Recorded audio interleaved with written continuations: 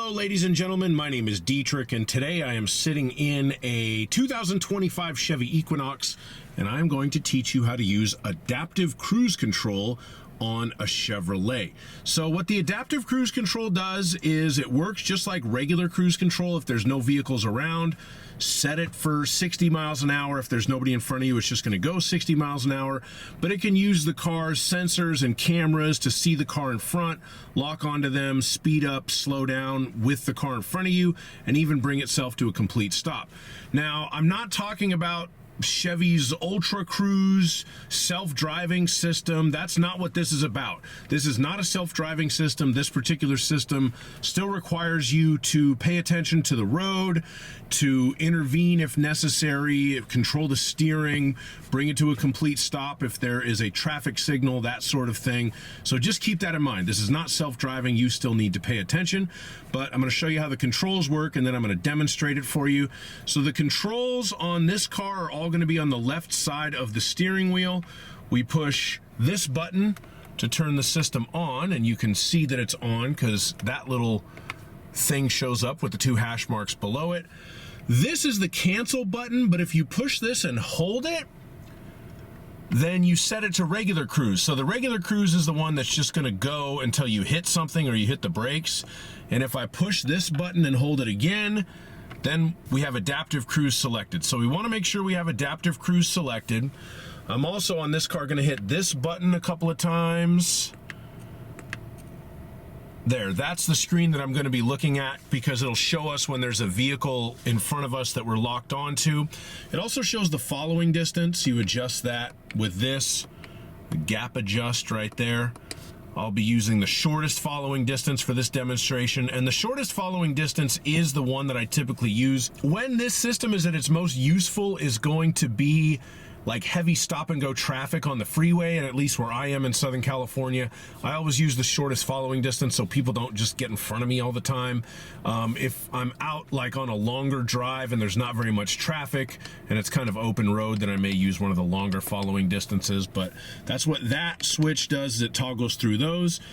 Once you want to actually set your speed, you bump down to set the speed, and then bump up towards the plus to increase your set speed, bump down towards the minus to decrease it, and then if you need to resume because the car brought itself to a complete stop or you had to hit the brake or whatever, just bump up RES to resume.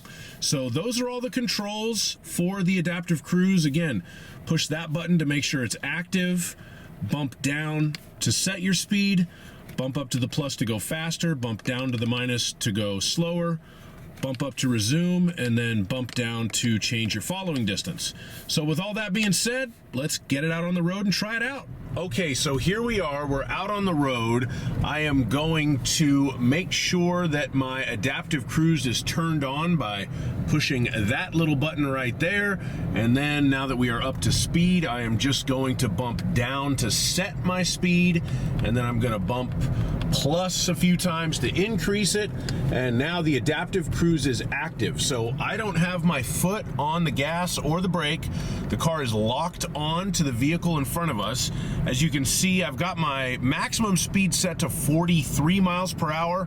We're only currently going 30 because that's the speed of the vehicle in front of us, and we are just moving along. So if he got out of our way right now and there was no car in front of us, then we would speed up to 43 miles per hour and then stay there because that's our maximum speed until we came up on some slower traffic. So a few words of wisdom about this system. As you can see right now, I'm driving by road construction, which is always a good time to be diligent and vigilant and watching the road and ready to intervene, which I am at this point. Okay, so now this guy's gonna get out of our way. So you can see here, we're not locked onto anything in front of us and we are accelerating. So now we're gonna get up to 43 miles per hour, and then that's gonna be as fast as we go until we lock on to the next vehicle that we come up to. So we're just cruising at 43 right now. So I don't know if you can see it on the screen, but the light up ahead, if it turns yellow, the car will not recognize that. So there we go. So right now I'm gonna hit the brakes because this system does not read traffic lights. So I'm going to hit the brakes. I did that myself. I'm bringing the vehicle to a complete stop. So that's something that you have to look out for. If you're using this on surface streets, which quite frankly I normally don't, I only really use it on surface streets to film these videos because traffic comes to a stop more reliably for me, but doesn't recognize traffic signals, stop signs, any of that. You have to be in control and drive the vehicle yourself for that.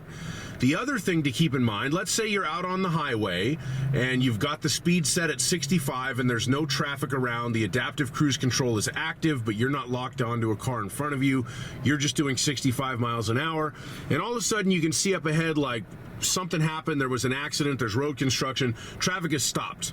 Traffic just goes from 65 miles an hour to a dead stop.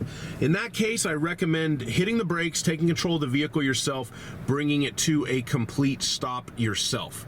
The reason for that is, in theory, the system would recognize the stop traffic and bring itself to a complete stop, but that's really not what the adaptive cruise control is designed to do, and it's better to be safe than sorry in a situation like that. I don't think you really want to explain to your insurance company why you crashed into a bunch of stopped traffic. I was trusting my adaptive cruise control is not a very good answer. Okay, so now we are resumed. We're back cruising again. We are locked on to the vehicle that's in front of us, and he is going to get out of our way. So now, once again, we are facing open traffic, and we are not locked on to anything. And let's see, so we're only doing 43 miles per hour. We're coming up on that stop traffic scenario now. You can see we're locked onto the car already and we're slowing down. So at 43 miles per hour, it did it just fine. So this is the car bringing itself to a complete stop. I was keeping a close eye on the situation to make sure we were safe, and it did bring us to a complete stop.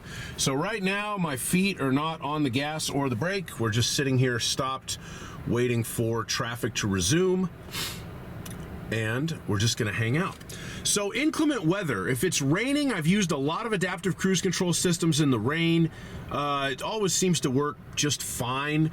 But I do recommend obviously using a longer following distance in the rain just to give the car more time to react. If it's snowy or icy, I don't recommend using a system like this. Okay, so now the light turned green. We're gonna bump up to resume, and off we go. So now I don't have my foot on the gas. The car is accelerating on its own accord. I don't recommend using this system in snowy or icy conditions just because you need to be paying as close of attention to possible in those kind of conditions and be ready to intervene. You need to be paying attention and be ready to intervene at any time. My hand's on the wheel, I'm watching the road, I'm a professional. So this guy just got in front of us, no problem. The car recognized him, we're locked onto him, we can see his little icon there. If someone cuts you off from the side, like very, very sharply, I always recommend hitting the brakes and taking control of the system yourself, just because the system is more looking forward as opposed to having peripheral vision. So it's always good to take control of it.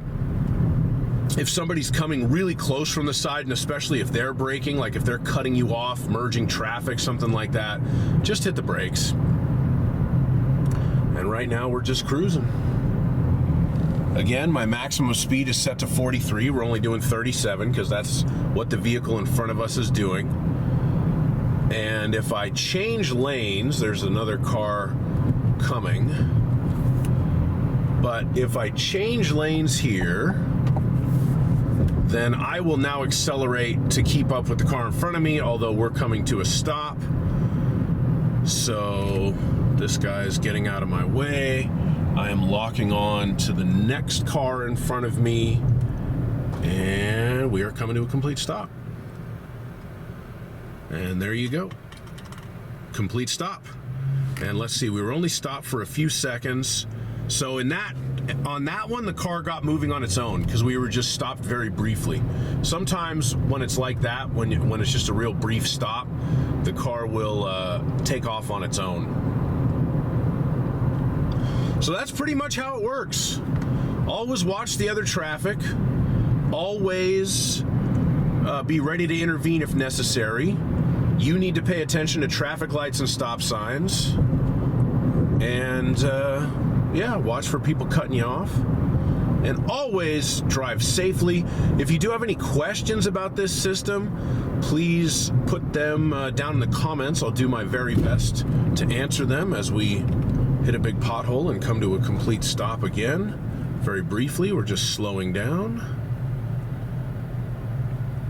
And now we're going to speed up again. And the car did all that by itself. I wasn't touching the gas or the brake. So anyway, my name is Dietrich. Please like my video and subscribe to my channel. Like I said, let me know if you have any questions. And always drive safely. Bye-bye.